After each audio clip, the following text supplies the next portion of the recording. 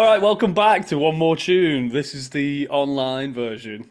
Yep, Um, as happens, and not that often, but uh, there's illness going around at the minute, which is there is.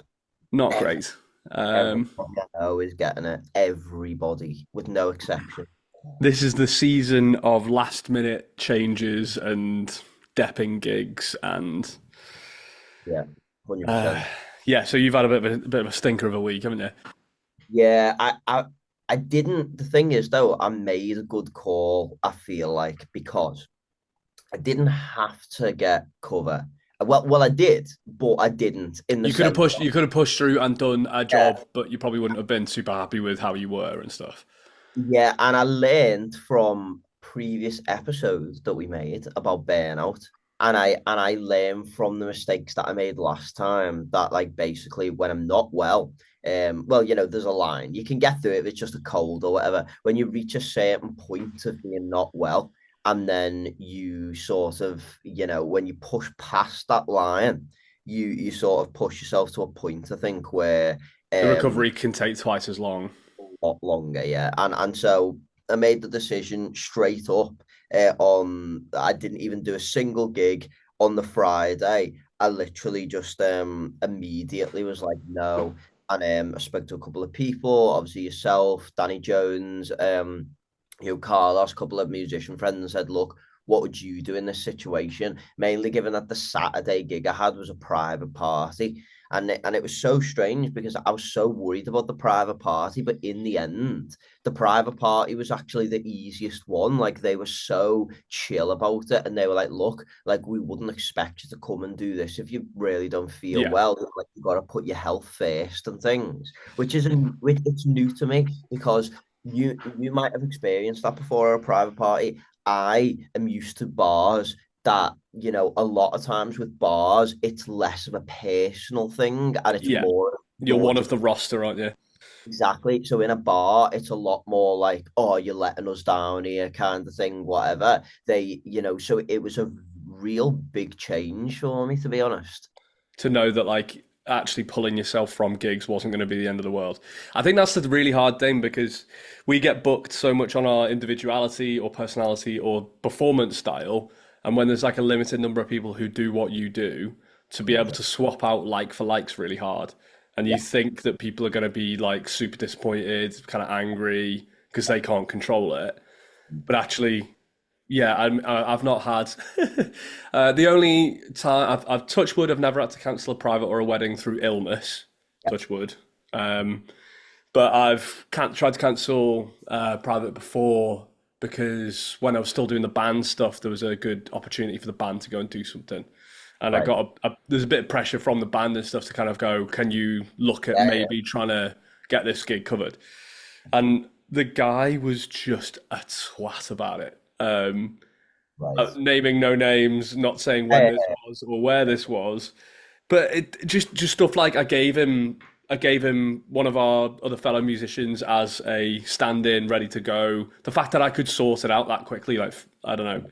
I gave him notice as well. I think it was like 2 or 3 weeks notice, and the guy just comes back and like, "Fuck's sake, we've had this booked in for fucking ever," and just like absolutely fuming about it. And then I send him one of our musician lot, and he's like, "I'm better than them. Fuck this," and all that. I'm like, really? I That know. imagine that being the way that you respond to people. I'd given notice as well. Like it wasn't an illness thing that was a few days prior. It was Yeah. like we got offered this band gig a month, 6 weeks before. Yeah, it's funny, isn't it? Like I don't know.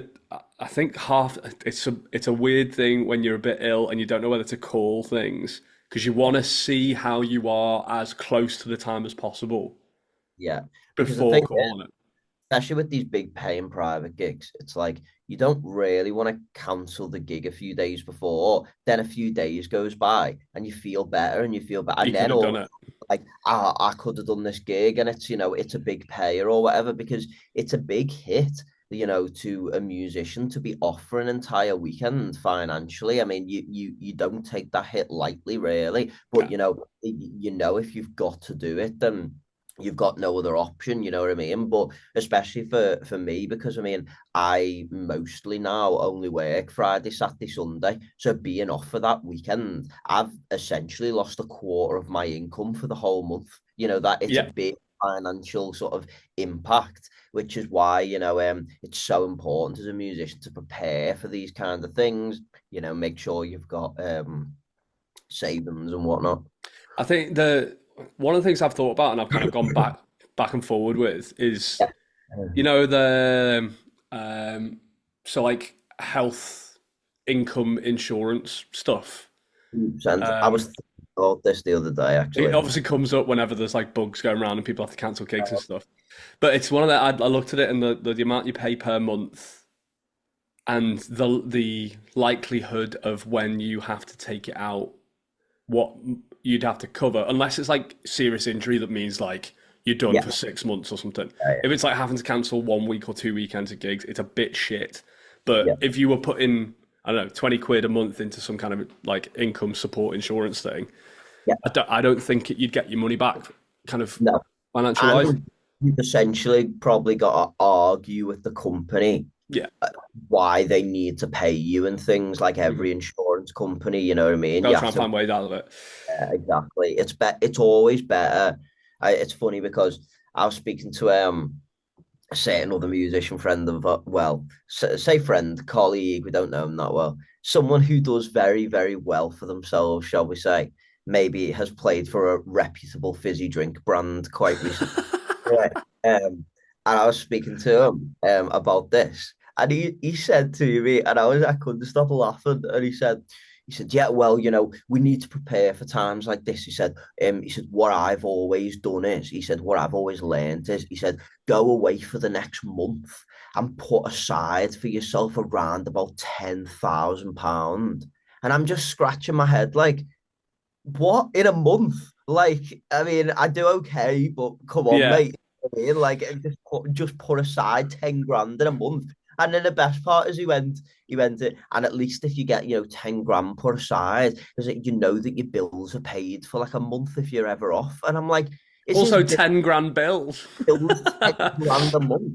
Like, honestly, it was just such like detached out there advice I've ever It's had not the of like. wrong advice, it's just on different scales, Yeah, I guess, yeah, isn't I it? think so. It's I that think. David Lloyd membership coming to bite your ass, mate. I mean, yeah, Have you that's it. been have you been going to the sauna try and clear yourself I, up with it? I haven't yet, just because I You probably don't want to could, spread it around. but I feel bad because those places, even though being good for you, they are breeding grounds, being hot and moist for Yeah. germs and the thing is obviously it's already going about. I don't really want to try and make people ill. The first time I'm going out tonight is I'm playing tonight for Elephant the tonight, yeah. Elephant. And I just, you know, even at that, I mean, I'm fine and I've had it for like over a week now, but I'm still gonna kind of try and keep some distance, going in and things because I just don't want to make anyone not well, really. Yeah, it's a horrible thing. It's such a like weird COVID hangover now, thinking about all the cancellations of gigs and stuff. I'm not 100%. I'm like coming off the back end. I got ill about a week ago, sore throat and stuff, but actually over the weekend of gigging, I was fine. I think that's because I kind of was playing quite hard and quite long, and it sort of sorted itself out a bit. You know, if you're singing loads and you're like sweating, you kind of sweat it all out a bit. So over the weekend I was fine. Then Monday, Tuesday, Wednesday this week I've been in the bin. I'm still a bit. I still feel like I've got a plug on my nose a little bit. But I'm actually like definitely coming out of it. Woke up this morning just like let's crack on. But I've got a long weekend, so I'm playing private party tonight. Actually, a class one. It's for a work do, and it's early, 5 till 7, at the Bridewell in town. Right. So it's upstairs. They've got like a private function room. Yeah. I'm Right. doing 2 hours Yeah. at the Bridewell, which is one of my favourite pubs in Liverpool. So it's Right. like that gig could only get better if it was in the I Munro. don't I don't envy the parking situation. That's why I will not. I, as a rule, won't really take anything in town. I've only took the only place I'll take is weddings and like Omi Oh My and places like that. But Yeah. um, but yeah, You can I park quite close to the venue. I don't know what the score is with leaving my car, but if it gets ridiculous, you can park on Duke Street. I think the parking there would be fine at that time of day. So it's going to be like sort of 4 o'clock. I need to be there setting up and stuff. So yeah, I mean, Liverpool City Centre parking is a whole other. that's a podcast episode in itself. I mean, I guess we can touch on it. It's relevant to today. Um, it's yeah, they've absolutely messed it up. This is not new news, but they basically tried to make it where you can only park for like an hour at a time between 6 a.m. and 11 p.m. or something. You might know a they bit better than me. they've extended it. Yeah, so it used to be like after 6 for most musicians, hospitality workers. You could park for free after 6 on street parking. Now they've ramped that till 11 p.m. because apparently they're trying to stop antisocial parking, i.e., people parking in town and then just like going out and things like that and having a few drinks or whatever. So they're trying to stop. So that's their excuse, but in reality, that's just complete, bollocks basically. Yeah, it's just money grabbing stuff. They did all the mad stuff around the new Everton Stadium as well that messed up all the black stock, and they had like this big petition against the council trying to change all the rules and stuff I heard some new guy. This is what I heard from someone who actually knows people in the council. Is some new guy who's been brought in, and to his make some job money. more money for the council, and he's like dreamt up all these parking ideas and stuff like that, and apparently he's come up with ideas for like additional like speed and parking cameras all around the city as well. And I don't know, it's ridiculous. But since it's happened, I will not and have not even gone into town, like, and the only times I have, like, literally whenever I have, I've gone straight into the key park and stayed there. Even if it cost me £25, I would rather give it to the Q Park than the council. I really would. Fight the Um, power. honestly, Fight the powers that be. Um, yeah, not great. They've kind of messed things up. I don't know what they expect to happen. How does anyone who needs to work any of the hospitality jobs, anyone who works any evening in the city, and one of the best things about Liverpool is the nightlife, and they're making it impossible for people who work in the bars, whatever. I guess a lot of people will. I don't like know. everything else in life, there was like 2 weeks of everybody like, we're gonna form this, whatever. Like Picket we're line, yeah. gonna fight back and everything. And then, as with everything else, people just go, do you know what? I've got family to feed at home, whatever. I just need to get on with my job and just work around it. And now I feel like most people were saying they park in the Victoria Street multi-story car park or something. So most people are just parking in there, and it's like it's I think it's costing them like a tenner or something. But I know that the Matthew Street bars, like the JSM ones, I know the Matthew Street bars since have upped their money by like a little bit of money to help Sort of ten people. percent to cover it or whatever. But yeah, so I do know they get like a little bit more money or something like that. So I think it's 10% on I think it's literally, Matthew Street wages. I think it literally is like it's gone up to like £85 from 80 or something, to try and help with the So actually, park. real terms, I probably lost money because the parking will cost more than that. Yeah, 100%, 100%. It will. But yeah, I think that was their way of trying to help offset the cost to their Yeah. musicians. Oh, it's loading and stuff. Like if you go to any venue where it's not plug and play, a lot of city centre stuff is plug and play. But anything you're doing private party or wedding, you're using your own equipment, and it's a fucking nightmare. It's an absolute nightmare. If I'd really need to load and it's for a wedding now, I literally, is not a joke. I'll just have the price of a parking ticket in my fee that I'm paying. And then it's like, well, I don't have to worry, do I? Because as long as it's not a clamp zone, like it's Yeah, all, yeah. and I can park where I want and it's been paid for already, you know? So like, and So you it live is. in Liverpool, but you still charging travel expenses. Well, I mean, there's not, the thing is, there's nothing worse than if you've been out working all night and you come home and then you go out to your car and there's like a £35 fine slapped on the thing already before you've even left the venue. You know, Yeah. Or you go out and you're loading your car up and then you smash your own back window using your big speakers. Well, that happens as well, Kind of Yeah, thing you only do once, I hope. Again, touch wood. I'm sure you are most careful boot closer after gigs now in the world. Uh, Oh, that was so depressing because I think I'd been on quite a long wedding as well. yeah, You know, yeah, it's like you're just not thinking, you just want to get home, slamming stuff in the car, slamming the boot on my big stupid speakers. Um, so yeah, yeah. you're back in the game. We're going into autumn. Well, we're in autumn. Hmm. Very much pumpkin picking season right now, and um, and I've noticed a significant decline in gigs. Not a significant decline in gigs, but more. I've noticed there's a lot less, like where I was doing like maybe two, three sort of garden parties in a day or something crazy Yeah, yeah, in the summer.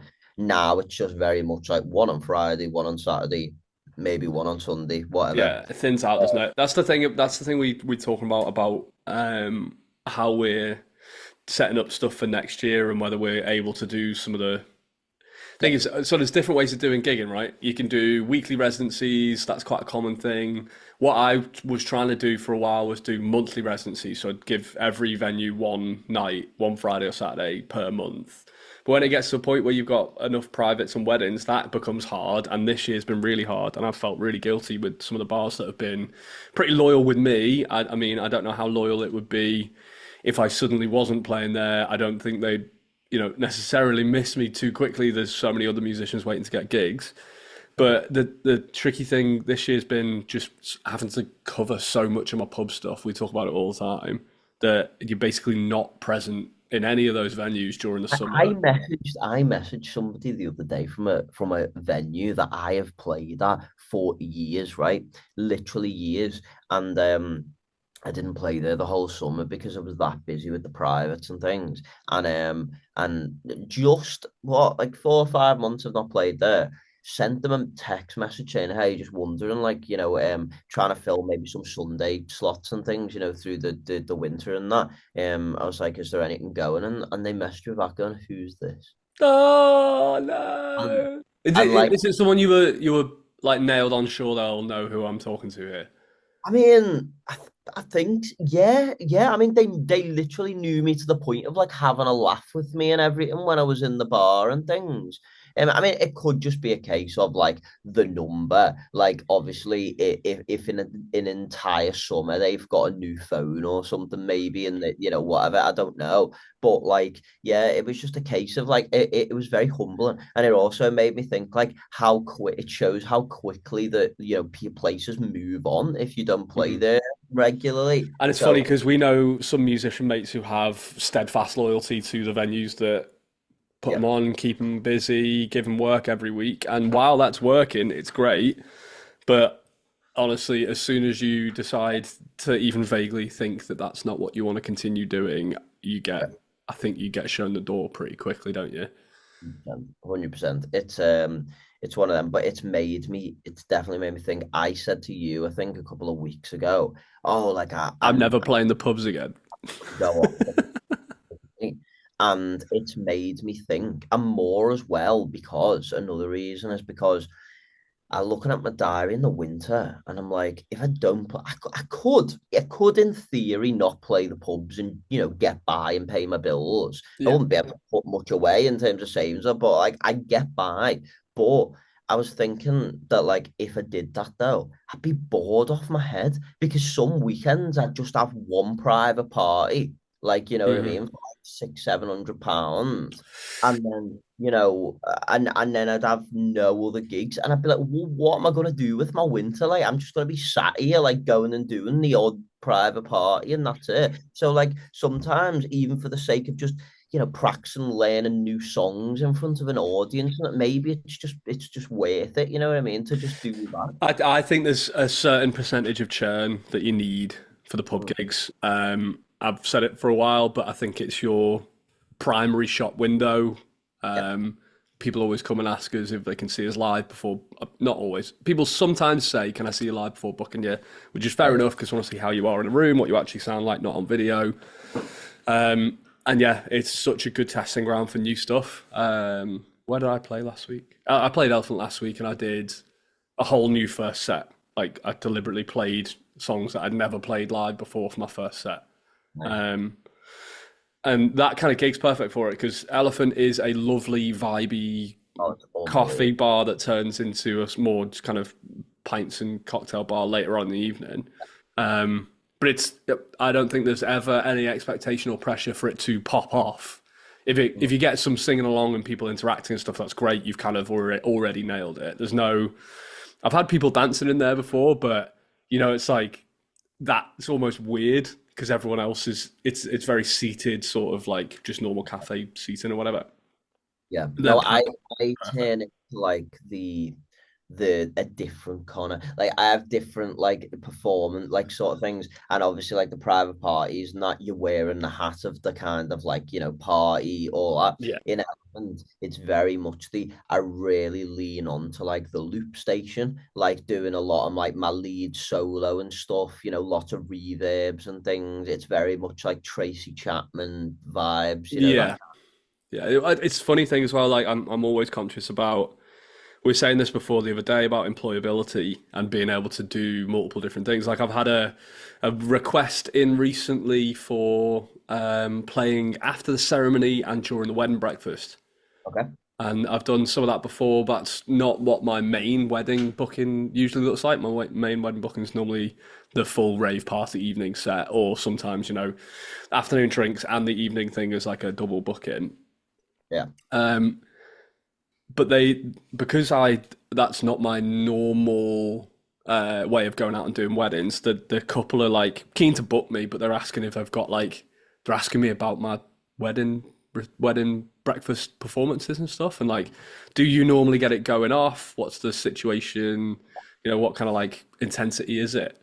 Yeah. And it's a funny thing we talk about a fair bit where it's like there's a appropriate level of intensity of performance based on what sort of event you're doing. It's reading the room, isn't it? Um, I obviously got quite a lot of bookings off the back of that Thornton Hall video. mhm. I played a full day wedding. Oh, mate, full day. I was knackered at the end of it. Um, I arrived at the venue at 2 p.m. Set everything up because the ceremony was at 4 p.m. And I basically had to set up multiple setups. So I had to set up a setup with two PA speakers in the bar area, which is where I was mainly playing. Then I had to set up an outdoor setup to play down the aisle. Did you Um, manage to get your power down there? well, it was dodgy as anything. I just said to them when I got there because I just said, listen, I didn't realize I was playing outside until 2 days ago. Like, what are my options? And they said, oh, we've got power that we can run to you. I said, oh, great, where is it? In that bush, about 10 meters. And I was like, what? So I had to crawl through a whole bush like in my wedding gear, like fully dressed up to play a ceremony. Dressed so I'm like army crawling through the thing. With your cables in your teeth, Yeah, like yeah. Gets to this box, opens the box up. It's like this sort of grey box. Opens it up, and there's just wires everywhere. And at the back of them is like just this really dodgy looking yeah, socket. like falling apart.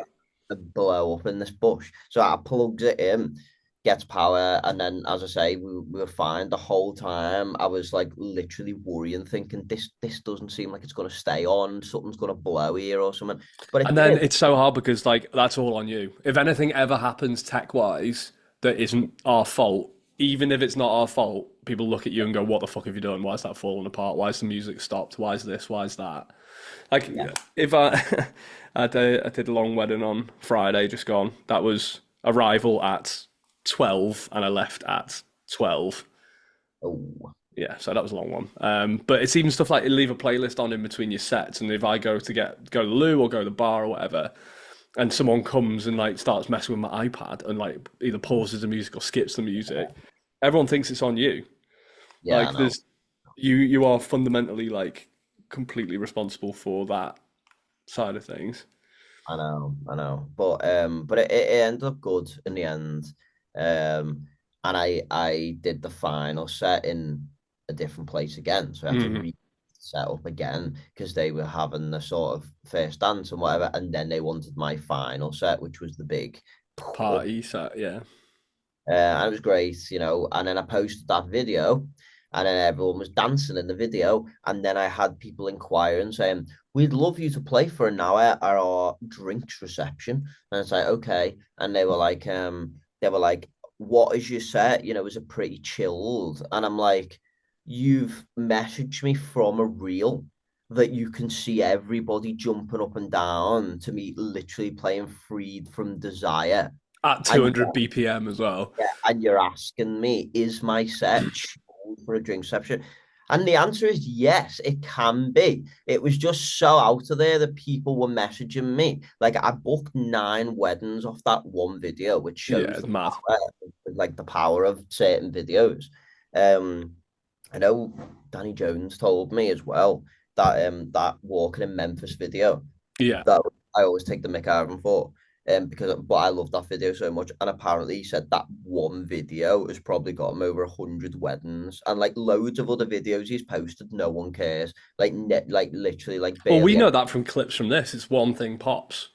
Yeah, 100%. So it's just a case of keep doing it, isn't it? And it's made me think, keep filming everything, Hmm. and Film everything, post everything. You never know what's going to resonate. now this time of year as well, this is the time when musicians were starting to fill up the diary for next summer.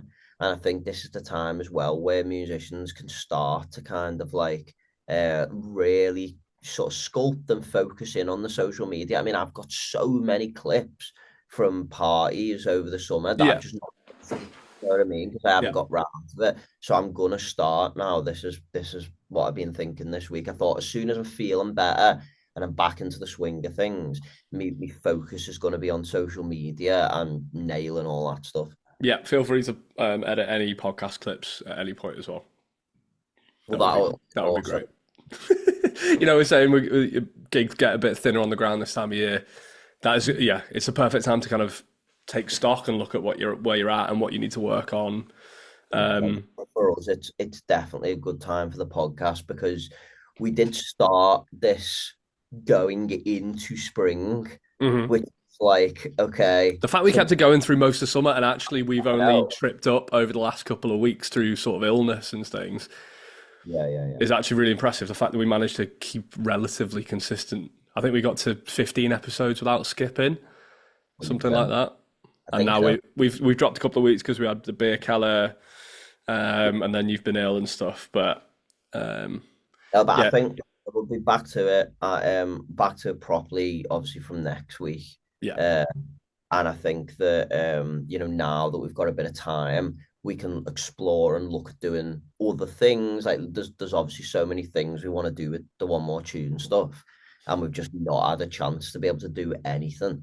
So I think now's the time. We've got October 31st coming out, yeah. which obviously I have not even done anything for or looked at, but now is the time, because again, the sickness seems to hit me at the worst times. It's Um, when you stop, isn't it? Like we both said. I mean, it's going round, so you can't really necessarily put it down to that exclusively. But it's always when you've been doing a big slog of work and then you stop, and then your immune system catches up, and then you get ill. yeah, because I think your body finally goes, okay, I I can think relax. your cortisol levels Yeah, suppress your immune system, which means that you don't get the proper immune response to things. But yeah. when you stop, your cortisol level drops, your immune system kicks back in and goes, "Oh, there's loads of this shit wrong with you," and makes you ill for a bit. I was watching a podcast the other day because it's all I've been doing with my life the past week is just watching things. And I was watching a podcast with Paul Smith on, and he was saying about like entertainers, everything like that, what we do. He said like this job just fucks your nervous system. He said it just You can destroys it. imagine your dopamine and stuff as well. Like, Like 1 minute you're like in a place. He's like when you're on a stage and everyone's screaming and everyone's looking at you. He was like it's the equivalent of being like in a Roman Colosseum of like everyone just screaming, looking at you. He's like, and your body's not built for that. It's not supposed to do it. He's like, and we're trying to hold it for a couple of hours. every night on the weekends or whatever. And then he's like, when you go from that, everyone's screaming, all this noise, all this attention, and you go from all that to Sat basically, in your car driving home for 2 hours. he was like, it's your body is not made for that. And he said, like, it literally does destroy your nervous system and the way that it works in your body and things. So, I don't know how you mitigate any of that. I think we're going to be slightly mental old men with all look, proper arthritis and shit. every job has its vice at the end of the day. I mean, if you're an office worker, you're staring at a screen all day and your back's in an office chair, like everything's got its vice. I mean, I think ours, the pros certainly outweigh the majority of the cons. I know I'm probably going to be full of, crippling arthritis in my wrists when I'm I get it older, in my but hands already.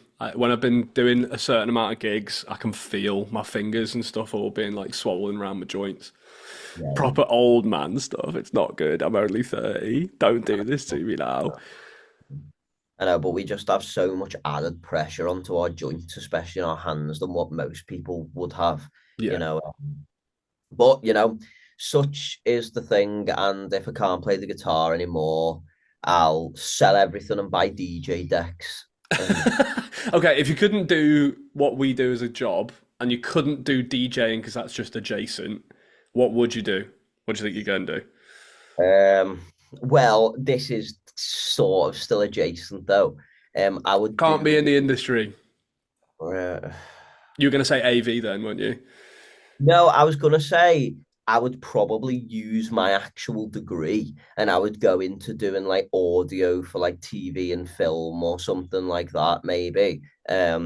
Okay, You you can know, have it. It can't be live performance based. How about that? You can have that for film and TV. Because I think that's what I would do then. I would do like the most thing that I loved the most on my degree was doing like was essentially doing the mixing but for TV and film where it's like, basically the same as a song, but you're mixing dialogue, you're mixing sound effects, you're mixing room ambiences and things. And I used to love doing that. And I mean, obviously spent years doing it at uni. I could happily do that for the rest of my life. It was so interesting and intriguing and things. one thing Uh, close to that that I always thought I'd be really good at, absolutely loved the idea of doing, would be like music coordinator for TV and film. yeah, So yeah, picking if there's a fight going on, there's a track playing, picking the right music for that sort of thing. I would absolutely love that because it's one of those things. Everyone says it, but like some of the best films ever are as good because the soundtrack's that good. And they used to sell the soundtracks to films. Like that used to be part of the release of films and stuff. So I yeah, think yeah, music coordinator would be a very good one for me. My other one is always going to be being a chef. I yeah, know how hard that would be, but I'm used to standing on my feet, sweating for multiple hours, so yeah, 100%. No, I think that and would land. you are very good at cooking, so yeah. Still got my thanks for all of. If you want to go see any of my little, I haven't posted on it in ages, but I've got my Instagram. Thanks for all the fish. That's my little foodie Instagram as well. Nice. Yeah, yeah, yeah. I I never, know I haven't posted on it in Carlos ages, but well. Um, Carlos has got one like Carlos Cocina or something like yeah, that. Carlos's kitchen. Yeah. And I've looked at that and it's pretty impressive. It's But just you him all doing paella over and over and over again, isn't it? all make me feel terrible at cooking. Well, I am terrible at cooking to be honest. And I need to get better. In fact, that is a goal for me in the winter. Is to try and get better at Get a few recipes under your. I think so, man. It's, I don't know. It's one of those things. I had such a passion for it. I was lucky when I was still living at my mum and dad's. They had a nice kitchen and stuff that I could just like use freely. Yeah. I think it's not for me though. It's not just nutrition this winter. It's also health. Like I need to get back into the gym, back into running, back into that stuff. Yeah. Because again, you only realize these things when they slap you in the face. Hmm. And when you're not well, you sit there and you think, would I have been not well? Or furthermore, like you think, would I have not been as unwell if I looked after myself a bit more, if I Yeah. exercised a bit more and things? It's so important in And you our job. bounce back and stuff. And 100%. Some people I know really look after themselves in this job and they seemingly never really get too unwell. They're always okay, are you talking about me? Well, you are always I don't. you're I get lucky. To be fair, like I said, I haven't cancelled a gig from being ill. I don't but it think might since I'm not doing be. it. It probably isn't luck. It probably seems lucky, but then I also look. You always eat very healthy sort of meals all the time. You also go on your runs and things. I know you It's have. balanced. It's balanced. I like a booze. Well, yeah, that's true. That's And true. But then boozing makes me eat terrible. But yeah, I try and excuse some of my bad behaviors with some actively good behaviors. And this is definitely a time to start like trying to sort your shit out again. I think the summer is you just work as much as you can, try and make as much money as you can, and then worry about the consequences on your body and your mind afterwards. And then this is the time to start focusing back on those things again. yeah, definitely. Right. I think we've got 2 minutes. That's us. What have we got this weekend? So tonight I'm an elephant. Friday, Friday I'm playing that place that I got banned from. You know, Oh the yeah, yeah, set. you're back again. Banned for Yeah, 2 weeks. back there. I'm back there again because they've now realised they were wrong and I was right. So I'm now allowed back in, no longer banned. Saturday I am playing a private party, and I am off on Sunday. Delightful. I've got three private parties, a wedding, and a pub gig this weekend. In the everything is calming down. So I've got private party tonight, private a wedding at Thornton Manor tomorrow night, Right. private party at Franklin's on Saturday, a christening in the afternoon on Sunday, and 361 on Sunday night. Why are you playing the christening? Yeah, yeah. Okay, fair enough. Just chill one, though, innit? And then I only have voice in on Thursday next week because next weekend I'm going to Seville for a few days with a few mates. So I'll basically get through this weekend and I'm on holiday. Nice, nice. Well, enjoy, I and will. We'll catch up properly next week. yeah. All right. Okay, Buy tickets for the 31st of October at Beer Keller. Bob, bob, bob, yeah, bob, bob. I'll All right. let you do this because I don't know what I'm doing. Sound. All right. See you later, mate.